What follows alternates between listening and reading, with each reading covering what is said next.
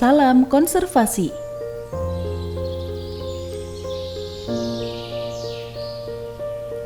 Mewujudkan universitas bereputasi dunia dan pelopor kecemerlangan pendidikan yang berwawasan konservasi adalah visi UNES yang menjadi landasan UNES berkontribusi mewujudkan bumi makin nyaman dan aman untuk ditinggali. Salah satu prioritas implementasi konservasi adalah mengelola sampah menuju zero waste.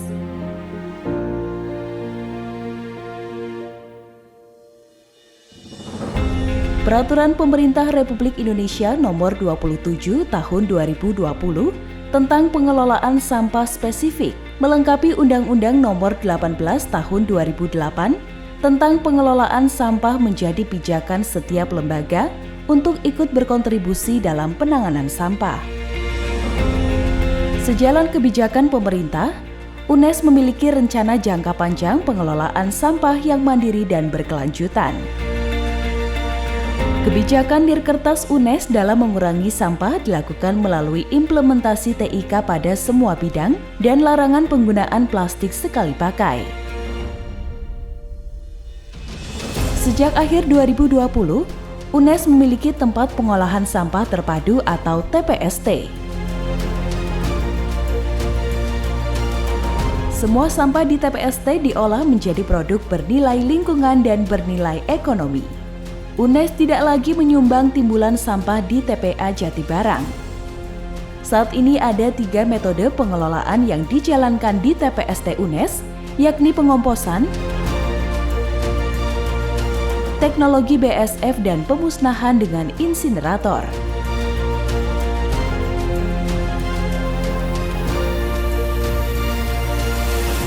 Ada 2 jenis sampah di TPST, yaitu organik dan anorganik. Sampah organik dibedakan menjadi 2, yaitu organik makanan dan organik daun.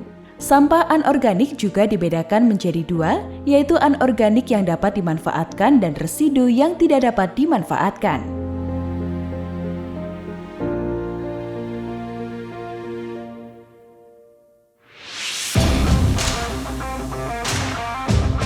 Sampah organik makanan ditreatment menggunakan black soldier fly.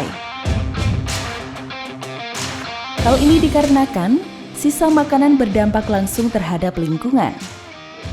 Treatment BSF relatif cepat, hanya 7 hari. Reduksi sampah bisa mencapai 70 hingga 80%. Konversi sampah menjadi biomasa mencapai 15 hingga 20%.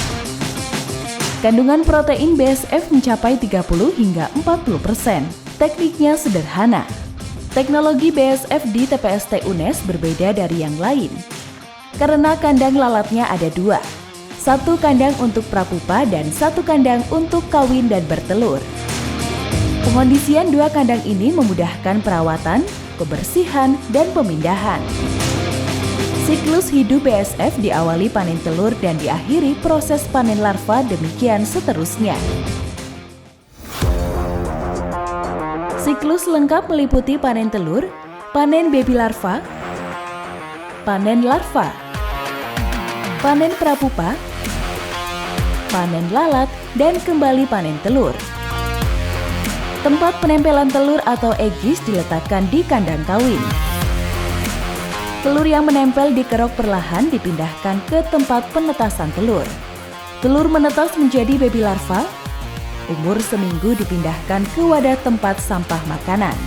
Lamanya proses treatment 7 hingga 8 hari dan setelah itu larva siap dipanen. Proses pemanenan menggunakan saringan yang berfungsi memisahkan larva dari kotorannya. Larva dibilas dan siap menjadi pakan ternak. Sebagian larva diberi makan hingga tua menjadi prapupa. Prapupa dipanen dan yang bersih dimasukkan ke dalam kotak pupasi dan disimpan dalam kandang gelap hingga berubah menjadi lalat. Lalat ini kemudian dimasukkan ke kandang kawin dan siap bertelur.